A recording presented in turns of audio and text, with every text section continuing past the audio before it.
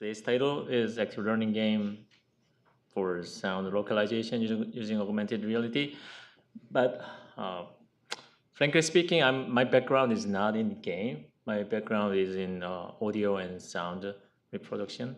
So maybe in terms of game wise, my demonstration is a little bit cheesy, and it's not so. The graphic is very fundamental. But hopefully you enjoy the context or why we need such kind of training. Okay, so as I told you, my background was music and sound recording, and all of my career goal was to become a tone meister. And do you know what tone meister means? Probably no. Yeah, and this is a German word. The literal translation is uh, master of tone or master of sound. So it's very similar to sommelier for wine. So sommelier tastes wine, and then he can give tons of technical descriptions, right? It tastes like silk. It tastes like oak, whatever. Well, similar thing. We listen to sound and we describe it. It sounds silky, and it sounds like a chocolate. Things like that. And as you see, this is me. 10 years ago, I was doing one piano recording, and then as you see there, I put like a 35 microphone in the stage, and then I'm trying to compare one you know small differences is between a microphone and two microphones. It's very kind of similar to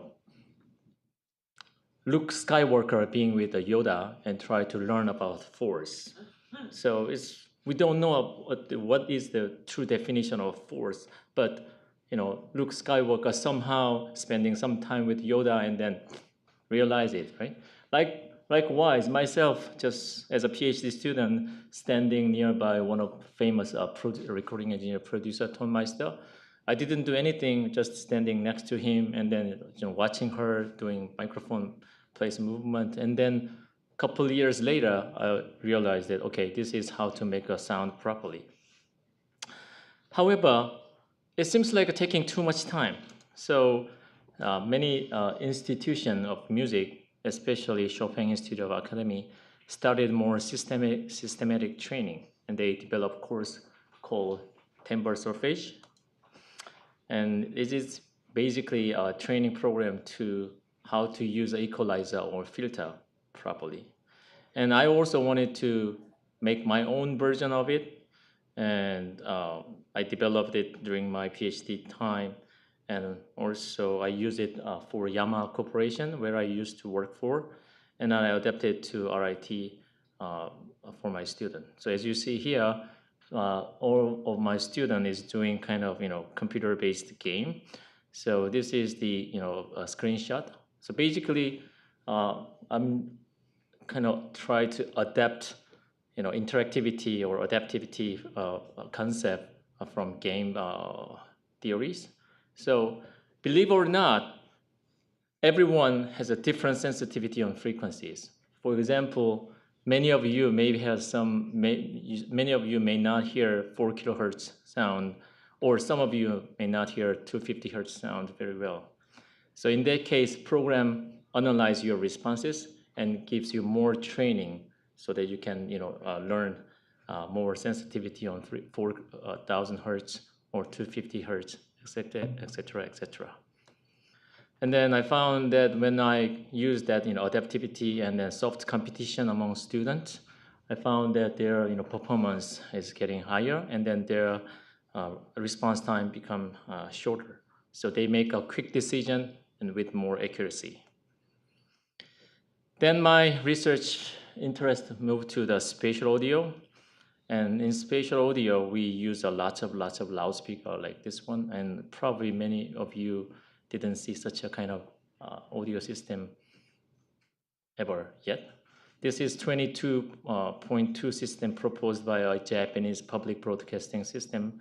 And they want to make this kind of audio system standard for every living room. So in the future, you should buy 22 loudspeakers. probably my wife kill me, but anyway, yeah. So when a tone master or sound engineer deal with this kind of system, spatial information is becomes very important. And one of the thing is how wide sound we should reproduce in space becomes very important. So to give a more systematic training for sound width, we made another training program, and in the training program they draw perceived width over the screen and GUI. So this is wide image, and this is a narrow image. And then the good important thing is they need to map visual and audio information. So this is one of my student is listening multi-channel sound, but she need to map this information isomorphic to the screen.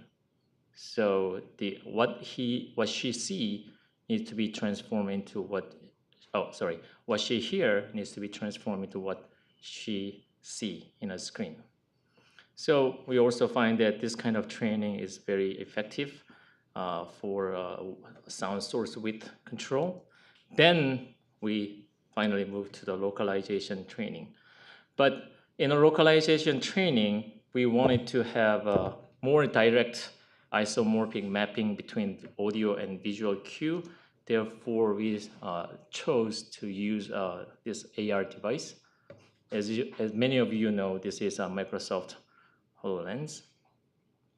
And we render 3D audio image using HRTF. This is technical terminology, so you don't need to know. But anyway, HRTF-based processing gives you three-dimensional sound image over this headphone, or no, this loudspeaker attached to the HoloLens.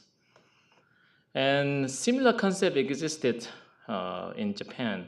In Japan, this is a listener doing a kind of a catching game only based on sound. So every time he hears hoi pipi, I don't know what it means, but whenever he hears the hoi pipi, he has to swing his bar or this white thing to catch the sound and remove that sound.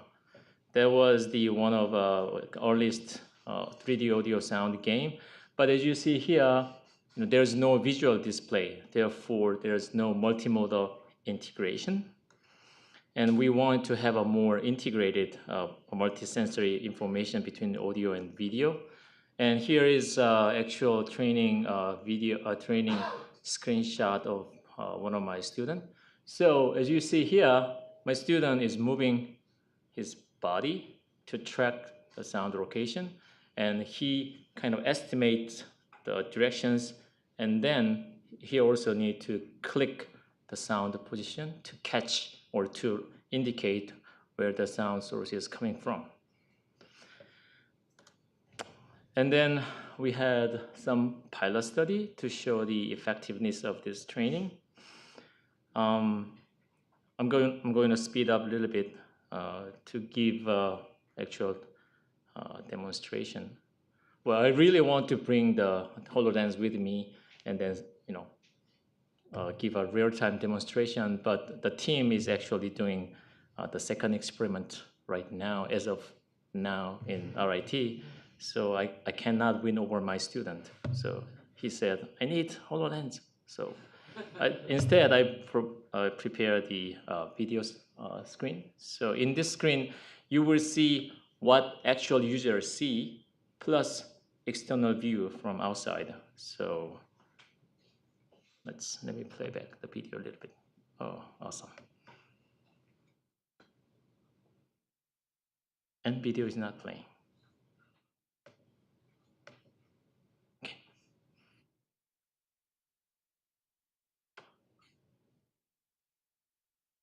So this is what he is hearing. Find the source position. 98. It's really good. 26. Not bad.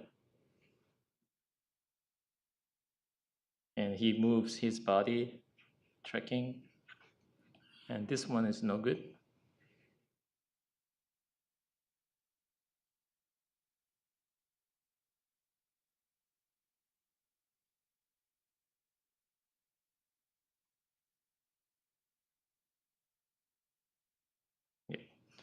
You probably notice or realize me in the corner trying to take a video.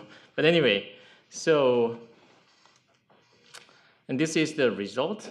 After going through, this is quite short training, only 30 minutes. And I don't know whether you had a chance to wear the HoloLens by yourself or not, but it's really, really heavy. So you cannot wear more than 30 minutes. So we limit our training with each training session as a 30 minutes. And then after 4 sessions of training, as you see, the localization performance is increasing. But I want you to focus on those two test modules, 5 and 6. I skipped the slide a little bit, but as you see here, training, they only got the horizontal training. They didn't receive any vertical sound localization, but we intentionally include vertical localization in test module. And even these vertical localization module student or test subject improved their precision. So I think that if you read my abstract, I mentioned about generalized HRTF versus individualized HRTF. But through this adaptive training sequences, they were able to adapt a generalized head-related transfer function and improve their listening skill for untrained task as well. And so what? So the real application for me is, okay, to tell you the truth, the real application for me is I train myself using this kind of training program, and I want to be a famous recording engineer so that I can win a Grammy Award, things like that. But now I can think that the other application, if we can train normal person to be a Grammy Award worthy recording engineer, maybe we can use the same concept to train someone who has a hard of hearing to make so that they can better localize, to judge the sound in a complex situation. So I know that many of hard of hearing listeners having a hard time to identify this speech or recognize a speech among many different noise contexts. So I'm trying to change the gear towards the hard of hearing listeners so that they can train the localization task using this kind of active learning game. And we actually started a pilot. Started what I'm talking about. We started actually collecting data now. So in RIT, we are actually collecting using this device to assist hard of hearing listeners to perform localization task better.